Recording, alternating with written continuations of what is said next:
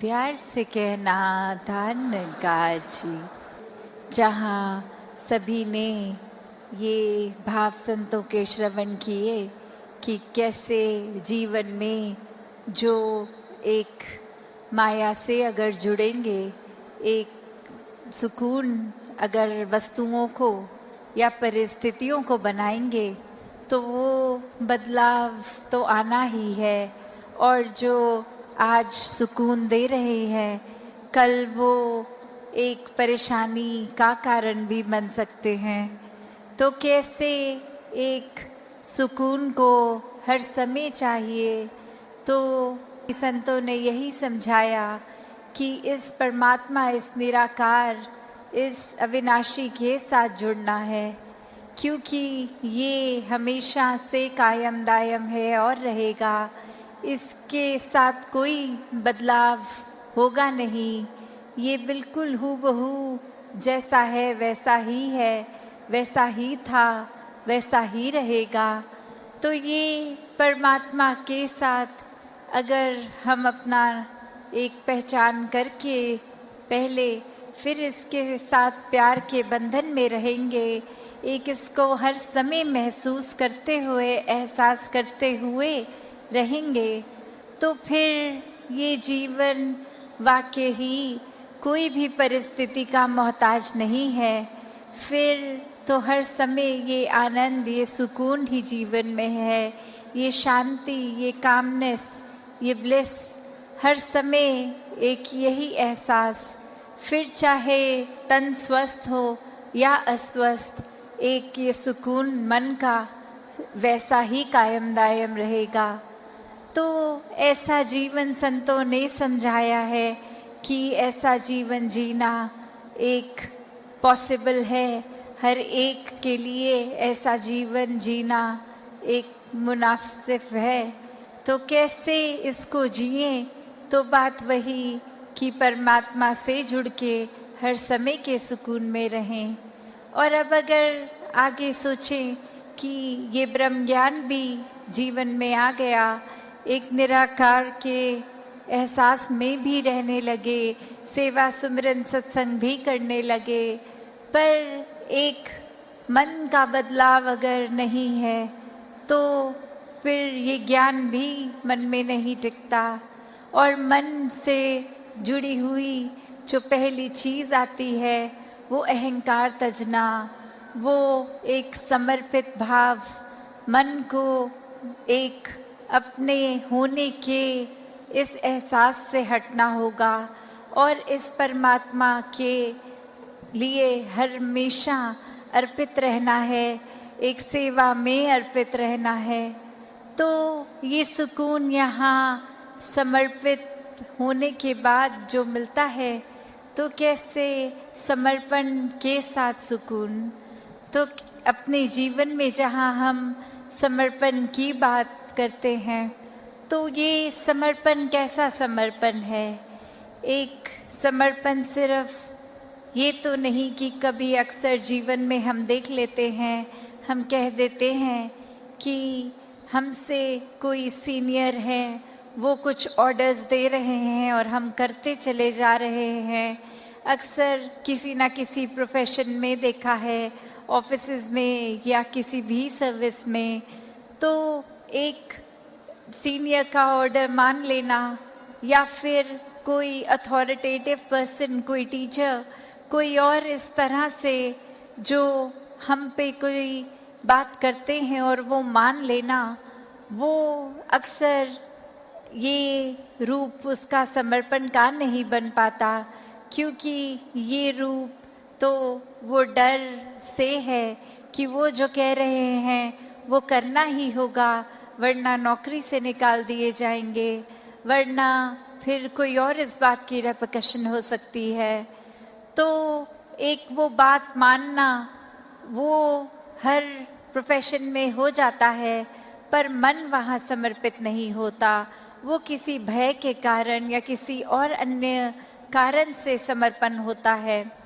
तो यहाँ समर्पण होना मतलब एक दिल में प्रेम को रखते हुए प्रेम से समर्पित होना, ये प्यार से अपने आप को खोकर सिर्फ इस परमात्मा का होकर, ये समर्पित भाव मन का अगर इस तरह का समर्पण है तो वो मुबारक समर्पण है।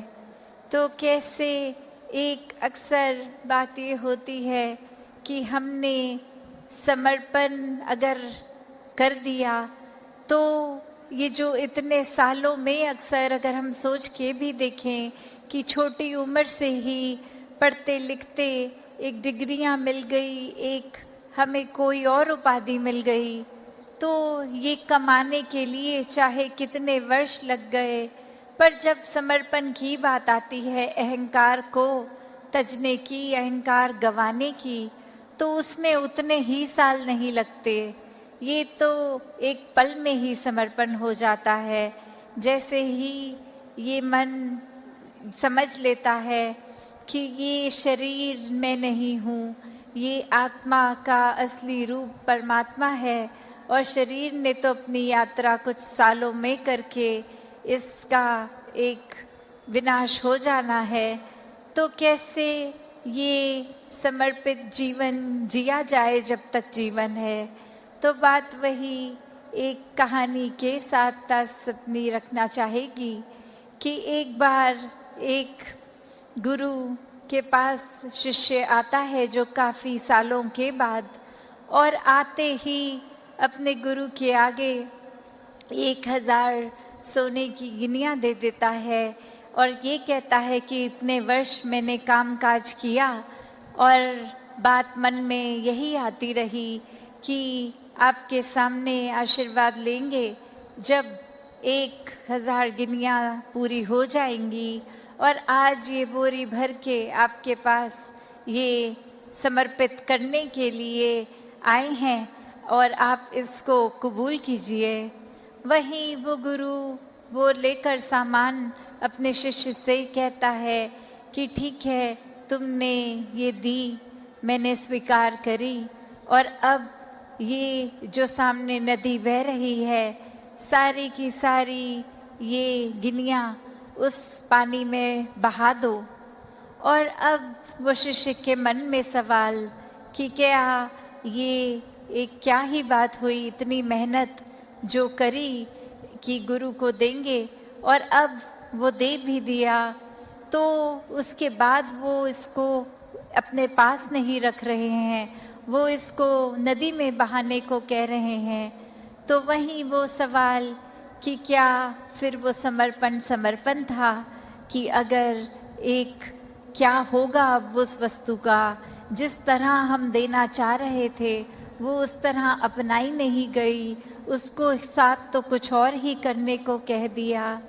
तो वहीं ये ख्याल जहाँ उस शिष्य को आया और फिर वो अपने मन पे किसी तरह काबू करके, क्योंकि अब गुरु ने कहा था तो वो फॉलो करने के लिए किसी भी सोच विचार के साथ चला तो गया नदी किनारे कि ठीक है, अब कहा है तो ऐसा ही करना होगा। और वहीं काफ़ी देर हो गई और अब गुरु भी इंतज़ार कर रहा है कि ये इतनी देर से लौट के नहीं आया, इतनी देर क्यों लग रही है वो उसको वो सिक्के नदी में बहाने के लिए। तो फिर वो गुरु ही खुद उस नदी किनारे जाते हैं और क्या देखते हैं कि वो शिष्य एक एक करके सिक्के को फेंक रहा है, जिसकी वजह से वो बहुत ही देर लग रही है।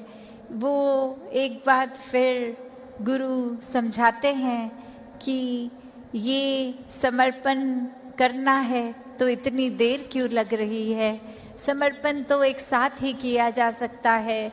पूरी की बोरी को कि इंसान बनो। तो किस तरह ये जो हमारी धरती है इतनी सुंदर है, पर्वत भी है, इसमें रेत भी है, पानी समुंदर के तरह, किसी नदी की तरह, या कितना सारा अलग तरीके से पानी भी जहाँ है, तो इतनी भिन्न भिन्न तरह से ये जो धरती में दिखने के लिए तो काफ़ी अलग चीज़ें हैं जिसकी हम सुंदरताएं निहार सकते हैं। तो इसको खूबसूरत ये जो बना रहा है, अगर हम हर एक के गुण भी देखें कि ये जो कुदरत है उसमें अगर जहाँ पहाड़ की ज़िक्र आ रहा है तो पहाड़ वो कितना ऊंचा, कितना मज़बूत, कितना उसमें एक हाइट भी होती है। तो कैसे अगर पानी की ओर देखें तो कैसे नदी नीचे की तरफ आती है और अपने इस सागर रूप में मिलती है।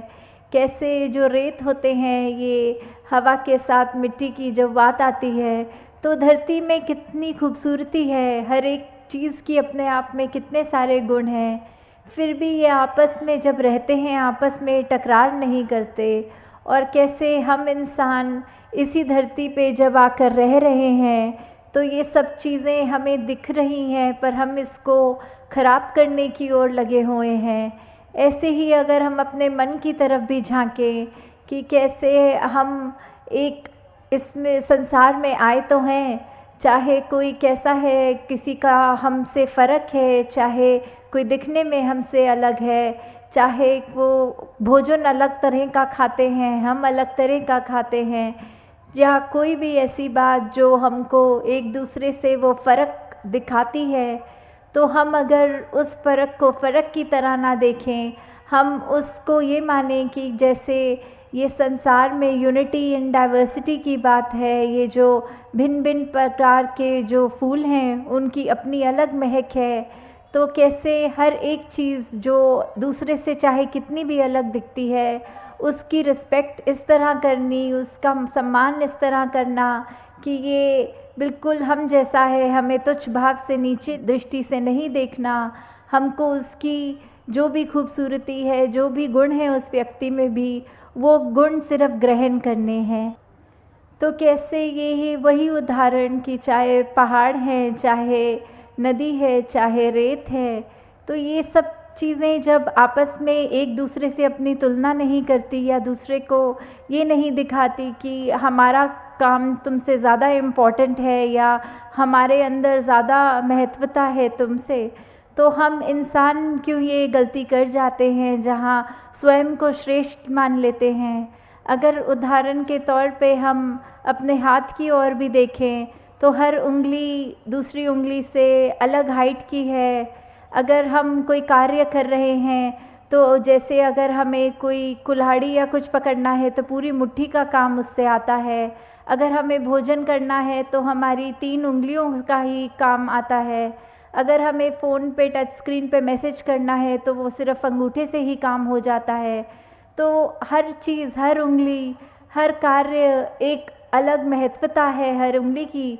तो किसी ने अपने हाथ में ये हमें कहा नहीं कि देखो हमारा काम तुमसे ज़्यादा इम्पॉर्टेंट है।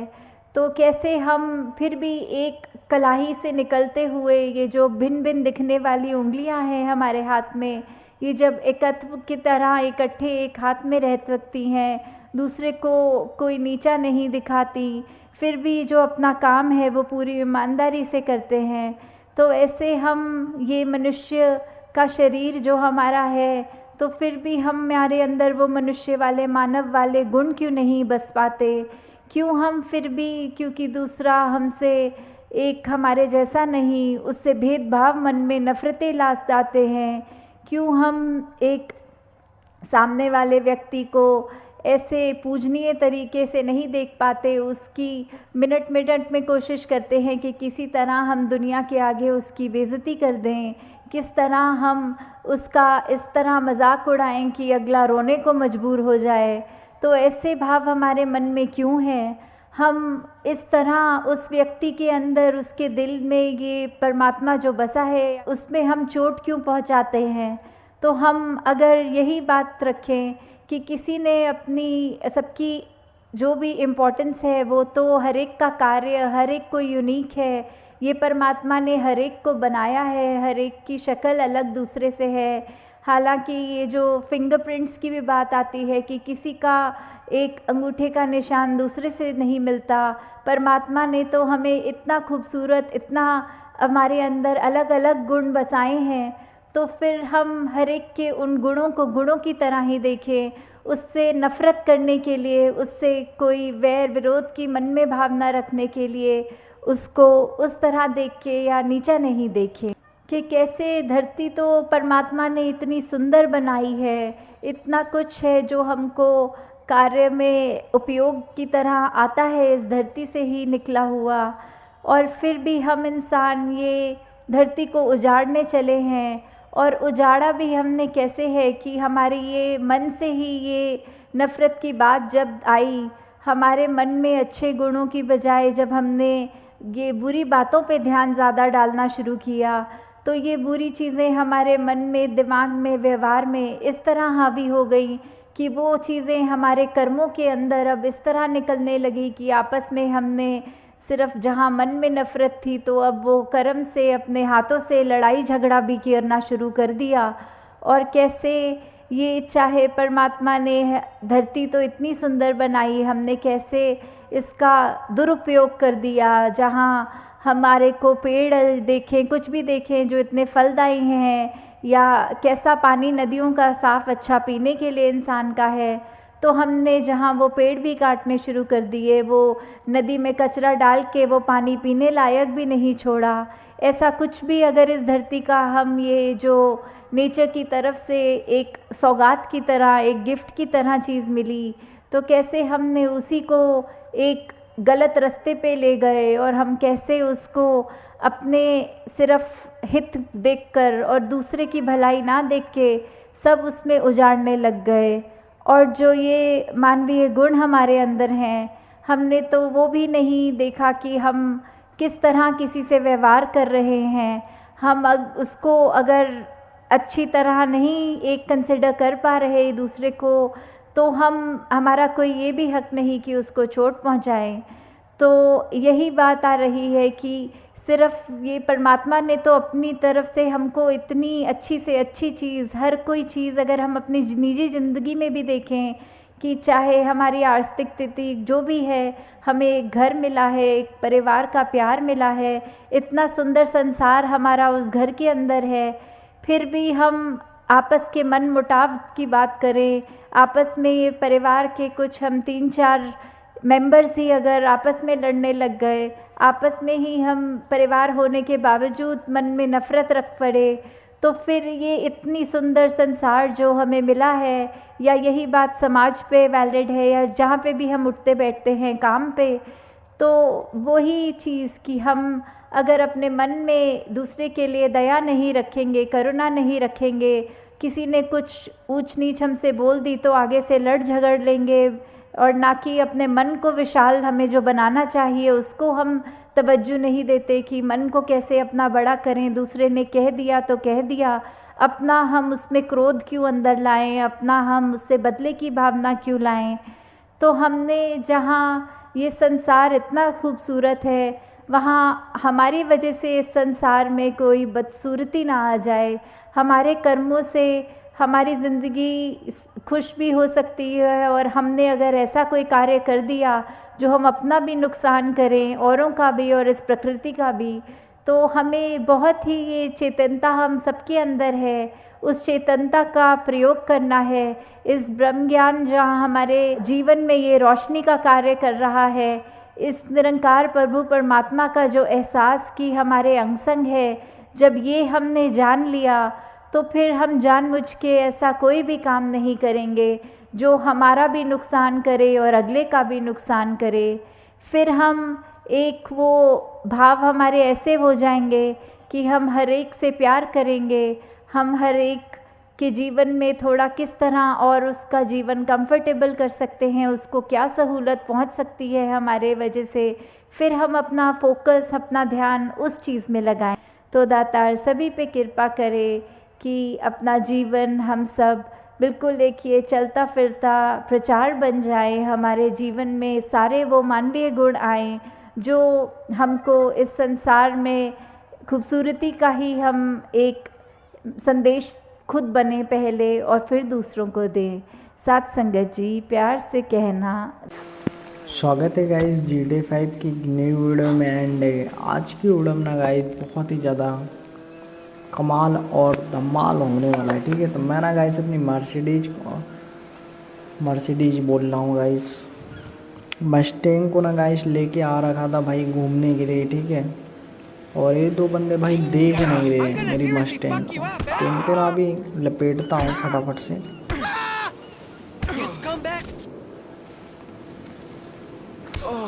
मतलब देख रहे हो भाई, इतनी महंगी कार मैं लेके आया और इन लोग देख भी नहीं रहे। तो इनको ना गाइस लगे हाथों निपटा भी देता हूँ। बट ना गाइस इनके ऊपर गाइस मिट्टी वगैरह भी फेंक देता हूँ, ठीक है, इन्हें मारने के बाद। और गाड़ी वगैरह ना गाइस लाइट में ना गाइस बहुत ही खतरनाक चमक रही थी, मतलब ना भाई नेक्स्ट लेवल। तो अभी ना गाइस निकालता हूँ आगे की तरफ और सिनेमैटिक वगैरह भी देख सकते हो भाई, मतलब क्या बताऊँ, नेक्स्ट लेवल आ रहा है भाई। तो आगे की तरफ बढ़ाता हूँ, ठीक है। अभी ना गाइस फटाफट से भाई आगे की तरफ बढ़ाता हूँ और पानी वगैरह में भी लेके जा रहा हूँ। तो देख सकते हो भाई क्या नेक्स्ट लेवल वाला सिनेमैटिक आ रहा है। और अभी ज़्यादा पानी में लेके चला जाऊंगा तो गाइस गाड़ी वगैरह बंद हो जाएगी, ज़्यादा पानी में लेके नहीं जाऊंगा, ठीक है। और गाइस चला रहा था ना, काफ़ी मज़ा आ रहा था, ठीक है, यहाँ पे। और भाई मैं ना भी आगे की तरफ निकालता हूँ, ठीक है। तो इस साइड निकाल रहा होता हूँ, बाकी सामने की तरफ ना स्टीम वगैरह खड़ी है। तो मैं ना सोच रहा था कि थोड़ा सा चला लिया जाए और मज़ा लिया जाए, ठीक है।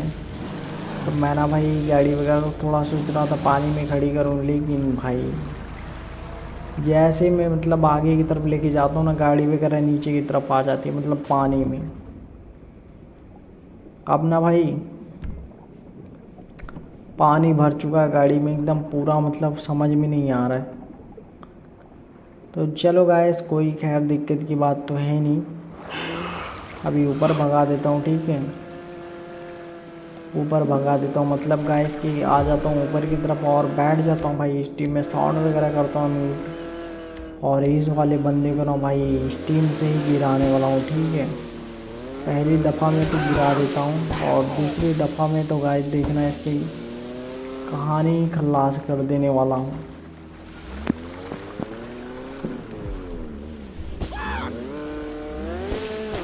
तो चलो गाइस अभी ना आगे की तरफ चलता हूँ। और भाई ये बंदा ना मतलब टर्न वगैरह काफ़ी ख़तरनाक ले रहा था, मुझसे फास्ट ले रहा था। मैं ना गाइस टर्न लेने में थोड़ा सा मतलब गाइस पीछे हो जा रहा था और भाई ये ना बंदा पास से ही घुमा दे रहा था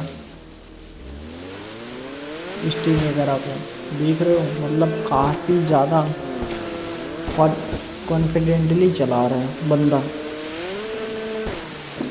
तो मैं ना गाइस देख ही रहा होता हूँ, फिर ना सोच रहा होता हूँ कि बंदूक से तो मार दूंगा, लेकिन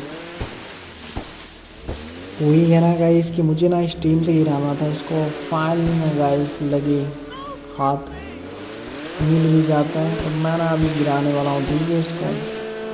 तो चलो गाइस और भाई दोनों टक्कर कर देता हूँ, मतलब दोनों स्टीम, और भाई उसकी ना डेथ हो जाती है। मैं ना गाइस फाइनली बैठ जाता हूँ, ठीक है, अपनी स्टीम में, पानी से बाहर निकल जाऊँ पहले तो।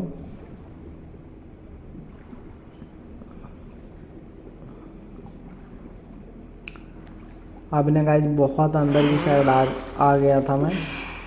और अभी ना गाइस बैठता हूँ सबसे पहले स्टीम में।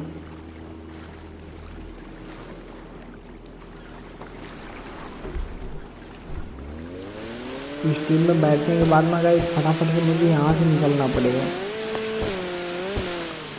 और लेनी पड़ेगी गाइस अपनी कार, ठीक है। मैं कार वगैरह ले लेता हूँ और फिर यहाँ से गाइस ना निकलने की प्लानिंग बना लेता हूँ।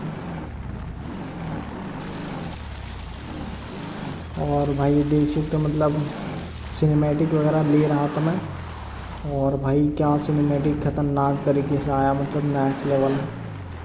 अभी ना गाड़ी वगैरह को निकालते हैं, ठीक है, फटाफट से यहाँ से।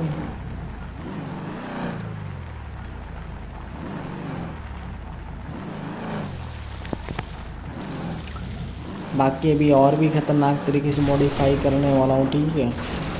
अभी तो नहीं करने वाला हूँ, बाद में करूँगा, नेक्स्ट वीडियो में देखने को मिलेगा आप सभी को। और भाई मतलब ना अब ना बहुत ही इससे भी ख़तरनाक मॉडिफिकेशन वगैरह करूँगा, जो कि ना गाइस देखने में बहुत ही ज़्यादा मज़ा आ जाए। तो मैं ना गाइस ऐसा ना बहुत ही ज़्यादा ड्रिफ्टिंग वगैरह कर रहा था और फास्ट ना बहुत ही चला रहा था, और भाई ना मतलब घसीट वगैरह बहुत ही ज़्यादा लग रहा था। देख रहे हो भाई मतलब फुल सिनेमैटिक वाइब। तो चलो गाइस अभी ना यहीं पे कर देता हूँ खड़ी, ठीक है। और बस आज की वीडियो में ना गाइस इतना ही रखता हूँ। और आज की वीडियो ना गाइस पसंद आए तो यार वीडियो को लाइक और चैनल को सब्सक्राइब वगैरह ज़रूर से कर देना, ठीक है। तो फिर मिलते हैं यार एक और नेक्स्ट वीडियो में, तब तक के लिए bye bye and take care.